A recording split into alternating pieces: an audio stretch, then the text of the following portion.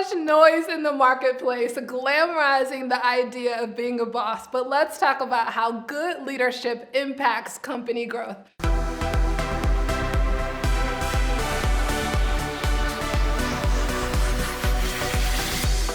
I'm LizJSimpson, founder of the Big Money Movement, accompanied by Kelly Waston, Director of Operations, the Big Money Movement. Listen, and who better to talk about good leadership than this good leader right here? So we're going to talk about good leadership. I will say for myself, first and foremost, that when I think about leadership, I think about vision.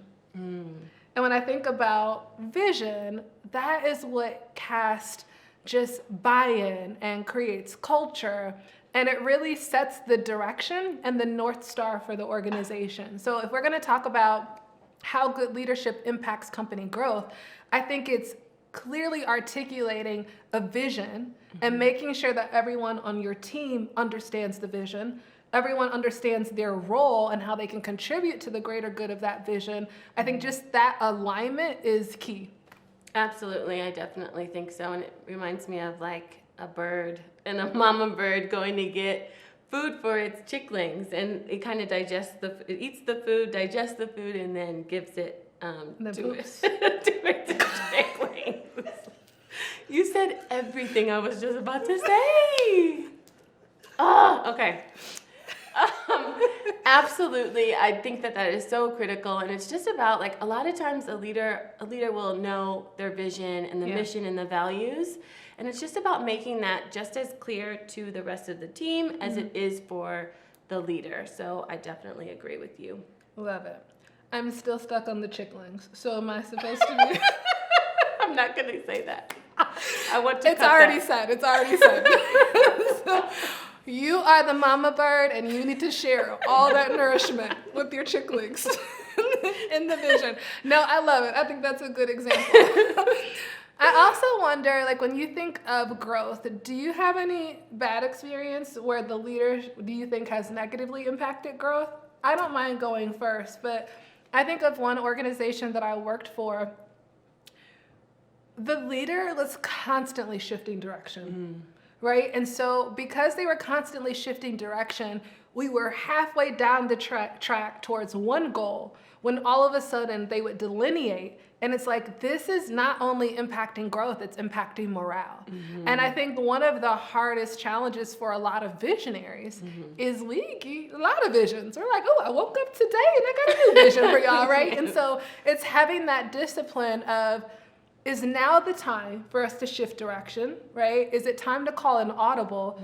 Or is this going to create the type of disruption that will negatively impact growth?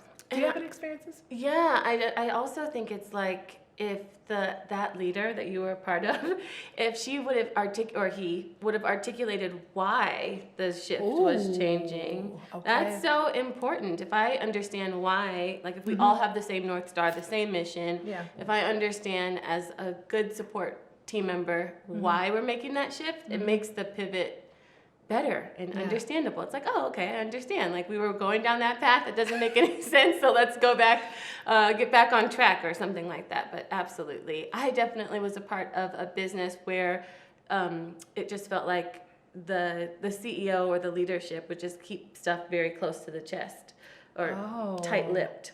And they would just say, yep, here are your tasks, go do them. But the whole team was looking at each other like disconnected from like, what in the world? Why are we doing this? Why does this matter?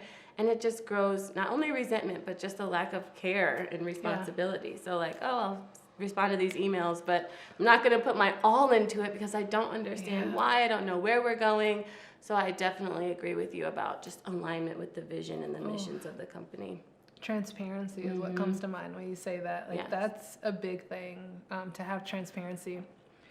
I know when you and I talk about leadership, we both agree about this idea of self-discovery and self-awareness and like who you are as a leader.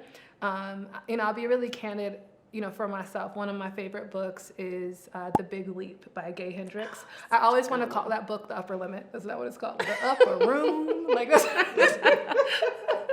but that's not the name of the book. But The Big Leap is the name of the book. And it's something I'm constantly have to revisit.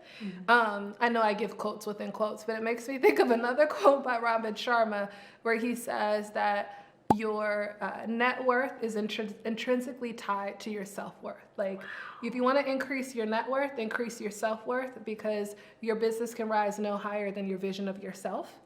And so when you talk about like good leadership impacting company growth, if I can't see us achieving this metric, my own internal obstacles are going to impact or create self-sabotage within my company. What are your thoughts on that? I absolutely agree, and I think all good leaders understand that, and they surround themselves in communities or get executive coaching or some type of do some type of inner work to pour into themselves so that that internal BS doesn't bleed into the rest of the organization. Because it's true, if you have like a scared or like fearful leader, that just creates a scared and fearful team and a company. And same as like if you have a super ambitious and risk-taking leader, then the rest of the team feels like, oh man, let's try this. And I just love that on our team, we encourage everyone to innovate. So we want them to feel empowered in their seat in the organization, no matter how big or small, and we want them to innovate and bring all of their ideas and their goodness into the role, so that sometimes like they can see something that we can't see. We see things in a different perspective, and it just makes us a good, cohesive team. Agreed. It makes me think about so many organizations that have problems and their team members have the solutions, but they're not even tapping into the brilliance of their own team, right? Yeah. It's like, are you creating an environment where they feel valued and feel like I can call the baby ugly. It's my baby too. Can I? And so just having that culture, I think, is critical. When you talk about that too, like the fear of the leader and things of that nature, what are your thoughts about the EQ of leaders and how that might impact good leadership and growth? Yeah, I think good leadership is like a good relationship and just like a good, just vibe. And if I can like instinctively try to understand like, oh, this person might need space, or this person might need more support, or whatever that is, I love that you're an empathic leader, because you can feel energy, you know when to check in, you know when to kind of pull back and say, okay, I'm going to give you space to think and innovate.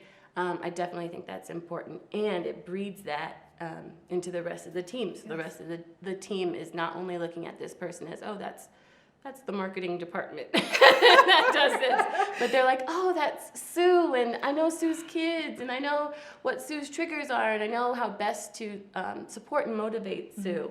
I think that's absolutely critical. Agreed. And we talk about the relationship to growth. The thing about growth is it is a difficult, complex process. Absolutely. Like, growth normally doesn't look like just this. It normally looks like stocks. Right? It's like candlesticks that you're looking at, which means that I have to trust that this is a safe space for me to present an idea that may not work. Yes. I have to trust that this is a safe space that I can fail, right? And that we can fail forward, and we can reiterate, we can have conversations. And for growth normally takes what you said, innovation. But innovation sometimes means conflict. Yeah. Right? Like, we're sitting at a table, I have a different idea from you, and do I feel like this is a safe space for me to give a perspective that's different than yours? Absolutely, and I love how when we do like even strategic planning, or we're talking about a project plan, we identify what growth and success looks and feels like. And so if the team is instinctively connected to, okay, I know that I need that in order for us to be successful with this project, we need to have 20 enrollments, and that's our metric, and everyone's just focused on that, laser focused on that. That's where we see that dynamic shift and that company growth. Last thing I want to talk about is the thing that's difficult, I believe, for us both, which is turnover. And if you're trying to achieve growth, to stabilize, growth means that I have my footing and thus I can grow. So like, you have to be somewhat stabilized, right, to support growth, which means that you need to have the right people and the right roles and the oxygen to achieve that. And good leadership, we talk all the time about how people join companies and leave leaders or managers. Do you want to talk about good leadership and the impact on turnover and how that relates to growth? Yeah, I know that you and I are both very similar in that we hate that. We grieve and we really feel the feels when it comes time to either let an employee go or an employee decides to leave the organization. But I look at it just like a plant. And like the best way to nurture and grow a plant, which is similar to a company, is to prune it and make sure that the dead leaves or the things that are holding its growth back, it might hurt, but you have to clip that wilting leaf, or if it's not serving you anymore. Yeah. It's honestly one of the toughest things, but it's so necessary to true growth. Yeah. Yeah. And if you have a leader that's creating, just turnover or impacting morale or is not seeing people, it's really hard to achieve your goals without people. People are the oxygen of a business. And I love that we look at it as just healthy communication. I love that you are very intentional about having, I manage the team, but you have the monthly calls with every member of the team just to stay in the know with how they're feeling, how they're doing, if they have any challenges that you can personally support them with.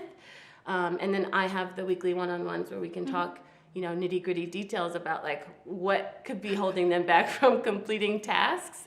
But I think that communication is so important to be in tune with the person and know what they're struggling with, know what excites them, and just lean into that. I love it. She's being really humble, but she's the mama everybody likes on the team. So all the good leadership comes from her. But you give them necessary feedback that makes us better. You are Jordan 96. And she's Phil Jackson. And thus we define good leadership, which is why we're recording the video. No, but it's interesting because this word leadership, it might not be one person. Good leadership can be a leadership team. And for a good leadership team to impact positive growth, it means we have to be aligned. We have to be bought into the vision and know our roles, right? So I know what I do well, and I'm real clear on the stuff that I'm getting F's in. And those are her A's. That is why she's by my side. I don't expect myself to be all things to all people, and I give myself grace for that. And I'm so thankful that where I'm weak, you're strong. And I think that the team benefits from that. And I love that you put emphasis on the leadership team, because you sometimes say, okay, guys, we have to make this decision. Now let's put our war paint on and let's really talk about this project so that we can share and present this plan as a unified front to the rest of the team. And I definitely think that's so important. Love it. Yeah. Speaking of leadership, resilience is critical to leadership as well to teams. So in this next video, we're going to dive a little bit deeper and talk about the importance of resilience. Go ahead and click that video now. We'll see you there.